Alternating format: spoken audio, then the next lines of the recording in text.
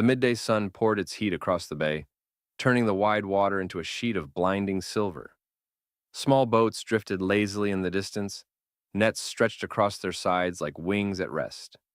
The air smelled of salt and fish, carried inland by a slow breeze that rattled the masts and tugged gently at drying nets on the shore. The rhythm of the waves was steady, unhurried, a lullaby for the fishermen who worked beneath the glaring sky. Above it all, pelicans glided.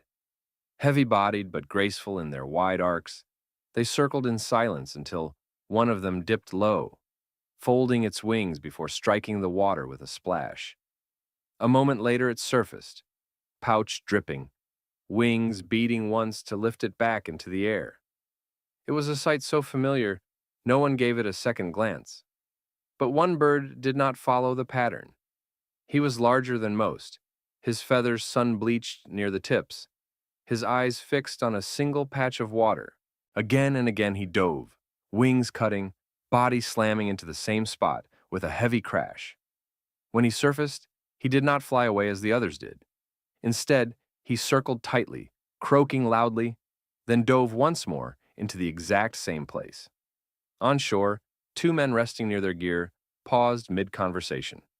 Persistent one muttered, shielding his eyes against the glare. Must be a school down there. Or greedy, the other chuckled, before losing interest. But the bird did not stop.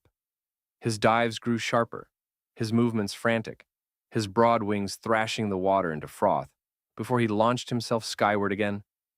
He wasn't fishing like the others. There was something urgent in his rhythm, something that did not match the lazy ease of the afternoon. From the pier, a boy tugged at his father's sleeve, pointing. "Why does he keep going to the same place?" he asked. The man frowned. He had no answer. He watched as the pelican struck the water again, splashing higher this time, lingering with its head submerged for longer than seemed normal. When it surfaced, it let out a harsh, guttural cry that echoed over the bay, startling even the gulls. The fishermen on the shore turned their eyes to the spot, squinting against the sun. The water looked calm, ordinary, the surface broken only by the bird's frenzy. No sign of fish, no shimmer of scales. Only bubbles, small, rising steadily in a narrow stream, like the sea itself was breathing. The pelican cried again, dove, and struck with a force that felt less like hunger and more like warning. And for the first time that day, the easy calm of the bay felt fragile. Beneath the sunlit shimmer, where the surface disguised all secrets, the water told a different story. Down in the green gloom, where shafts of light filtered weak and wavering, a small fishing boat lay on its side, half buried in silt. Its hull, once painted bright, was now scarred and scraped, the wood groaning faintly with the pressure of the tide. The storm that had swept through the bay the night before had passed quickly, leaving behind nothing but wet nets and stories of high waves. But for this boat, the storm's touch had been cruel. Caught near the shallows, it had capsized and sunk fast, trapping its crew in a cage of wood and water. Inside the overturned hull, the air was thick and thin all at once. Precious pockets of breath clung desperately beneath the beams. Three fishermen crouched in the shadows, their faces pale, eyes wide with exhaustion. Their clothes clung heavy to their skin, soaked through, salt stinging every cut. They whispered little, saving what air they could. Every so often, one of them pressed his hand to the hull, pounding weakly, sending out a muffled thud that vanished almost instantly into the water. To anyone above, it was nothing more than a sound swallowed by the tide. Bubbles escaped with each strike, slipping out through gaps in the wood, rising like threads of smoke toward the surface. They broke quietly into the sunlight, too subtle for human eyes, too scattered to draw attention, but not too subtle for the pelican. The bird dove again, this time plunging so deep that its wings grazed the surface only after long seconds. It burst upward, dripping, its pouch empty, but its voice loud, sharp, guttural. He wheeled in place, eyes fixed on the patch of water where the bubbles had risen. He dove once more, striking the sea with furious determination, his movements too repetitive, too focused to be mere hunting. Above, fishermen on the shore frowned, their laughter gone. One shaded his eyes again. Not a school of fish, he muttered. He's after something else. The boy tugged harder at his father's sleeve. Look! Look at the water! The bubbles! And there they were, small, fragile signs of life trapped below, revealed not by luck but by the persistence of a bird who refused to leave. The pelican rose once more, water streaming from its wings as it circled tightly over the same patch of bay. Its harsh cry split the air, guttural and insistent, a sound that refused to be ignored. Then, with sudden force, it folded its wings and dove again, striking the water so hard that spray leapt into the air like shattered glass. On the pier, the boy gasped, "He's not fishing, Papa! He's showing us." The man beside him hesitated. Pelicans hunted with patience, with elegance. They did not waste their strength on one empty spot again and again. And yet this bird, broad-winged and relentless, seemed possessed by urgency. Each dive looked less like hunger and more like desperation. Along the shore, other fishermen began to gather, shading their eyes against the glare. Some laughed nervously, calling out that the bird had gone mad. Others frowned, uneasy, their gazes drawn to the faint trail of bubbles that kept rising where the pelican struck. Strange, one murmured. The water's breathing there. The pelican surfaced again, croaking loudly, wings thrashing as though trying to claw the attention of every human within earshot. He hovered low over the water, gliding in tight circles, never straying, his beak stabbing at the waves before pulling up for yet another dive. His persistence was unnatural, relentless. A fisherman stepped away from the crowd, frowning. He had seen wrecks before, had lost friends to the sudden cruelty of water. The sight of those bubbles, small but steady, gnawed at him. "That's not fish," he muttered. "Something's under." The boy on the pier was already tugging at the ropes of a dinghy tied to the dock. His father tried to pull him back, but the child's wide eyes were locked on the bird, on the place where the bubbles rose. "Please," the boy said, his voice trembling. "Somebody has to look." The pelican dove again, harder than before, its wings churning the surface into foam. When it rose, it didn't fly far. It hovered close, staring downward, croaking again and again, until even the most skeptical among the men fell silent. No one laughed now, because the longer they watched, the clearer it became. The bird was not hunting, it was pointing, and something alive was waiting beneath. The uneasy murmurs on shore gave way to silence, broken only by the pelican's cries. His broad wings churned the air as he hovered, then folded tight again for another plunge, striking the same patch of water with furious precision. Spray flew, and beneath it, the bubbles kept rising, thin silver threads unraveling toward the sunlit surface. At last, one of the older fishermen shoved off his sandals and strode down the dock. "I'll look," he said, his voice rough but steady. "That bird hasn't left that spot in an hour. There's something down there." He untied a small skiff, its hull scratched and weathered from years of salt and sun. Two others joined him, pushing the boat into the shallows, oars dipping into the water with soft, rhythmic splashes. The boy who had first pointed at the bubbles leaned so far over the pier rail that his father had to grab him back. All eyes followed the men as they rowed steadily toward the circling bird. The pelican wheeled once, then landed with a heavy splash just ahead of them, its wings slapping the water in loud bursts. It croaked sharply, then dove again, straight down, right where the bubbles rose. When it surfaced, it fixed its black eyes on the men in the skiff and beat its wings against the water as if urging them closer. The fishermen exchanged uneasy glances. The older man leaned forward, staring into the glare. At first he saw nothing but the shimmer of sun and the restless surface. Then, just for an instant, he caught it. A shadow below, too angular for rock, too still for fish. A shape that did not belong. "Boat," he whispered. His throat tightened. "By God, there's a boat down there."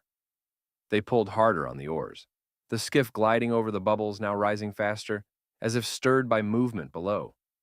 One of the men leaned over the side, peering into the water. His eyes widened. "Someone's in it," he shouted. "They're alive!" On shore, cries of alarm erupted. People rushed to untie more skiffs, grabbing ropes, shouting orders. The bay, so calm moments before, now surged with urgency. The Pelican gave a final, rasping croak and rose into the air, circling above the rescuers. Below him, hands fumbled for ropes. Men stripped off shirts to dive. The sun beat down on the water, but beneath its shine was a race against time. The bubbles were not random. They were the last breath of men waiting to be saved. The skiff rocked as one of the fishermen leaned far over its side, peering into the wavering green below. There it was, unmistakable now. The dark outline of a boat lying on its side, its mast splintered, its hull wedged into the sand. The rising stream of bubbles broke against the surface just a few feet away, carrying with it the faintest thud, a sound swallowed almost at once by the sea. "They're knocking," the older fisherman said, voice hoarse. "They're still fighting." Without hesitation, two men stripped off their shirts and plunged into the water. The sea closed over them, cool and heavy, their eyes stinging with salt as they pushed down into the gloom. The boat loomed larger as they neared, tilted like a carcass, the jagged ribs of its hull tangled with torn nets. They could see faces now, pale and wide-eyed, pressed against the sliver of air beneath the overturned planks. The trapped men pounded weakly when they saw the divers, their hope rekindled in frantic movement. But the air pocket was small, shrinking, each bubble that escaped a cruel reminder of how little time remained. The divers surged back to the surface, gasping. "They're alive!" one shouted, coughing water from his throat. "We need ropes!" Axes, anything. From the shore, more boats were already pushing off, men hauling coils of rope, hooks, and poles. The bay that had been silent minutes ago now echoed with shouts, splashes, and the slap of oars. The Pelican circled overhead, its wings casting shadows that swept across the rescuers like a restless clock, urging them faster. The older fisherman tied a rope around his waist, thrust the free end into the hands of two men in the skiff. "Hold fast! I'm going under!" He dove, the rope hissing behind him, bubbles boiling in his wake. He reached the hull, bracing himself against the slick wood, and tugged at the nets snarled across the beam. They gave little, fibers swollen and stubborn, but with each pull he tore them away, carving a narrow space for escape. His lungs burned, the pressure clawed at his skull, and just as blackness pricked the edge of his vision, he felt a sharp tug, the men above hauling him up. He burst into the light, coughing, rope burning his waist raw. "We can clear it," he rasped, "but it has to be now." Around them, more men prepared to dive.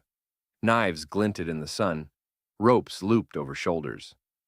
The bay was no longer calm, but alive with urgency. Beneath their feet, inside that fragile pocket of air, the trapped fishermen clung to life, their hands still pounding faintly against the hull. And overhead, the Pelican let out another raw cry, circling lower, as if reminding them that time was already slipping away. The bay churned with motion. Oars slapped, ropes hissed as they were coiled and knotted. Men shouted across the water. The overturned boat groaned faintly in the tide, a hollow, suffocating coffin that clung to the lives trapped within. One by one, divers plunged into the green depths. Knives flashed, cutting through tangled nets that bound the hull like a web. Ropes were looped around beams, men above hauling with raw hands, their shoulders straining as wood shifted with a deep, reluctant creak.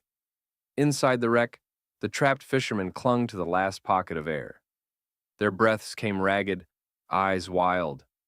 One pressed his fist against the hull again, a dull thud barely reaching the world above. When a shaft of light pierced suddenly through the cracks, widening as boards split and nets tore, hope flared. They coughed, shouted weakly, the sound muffled but unmistakable. "Pull!" came the cry from the surface. "Heave! Together!" The ropes tightened, muscles burned, the water boiled with effort. At last, the hull shifted, rising just enough to let air rush in and stale bubbles escape in a furious torrent. Divers slipped through the opening, hands reaching, seizing arms, dragging the first man out into the water. He kicked weakly, half-conscious, sputtering as he broke the surface into blinding light. Cheers erupted, but there was no time to linger. Back under went the rescuers, into the dark cradle of the wreck.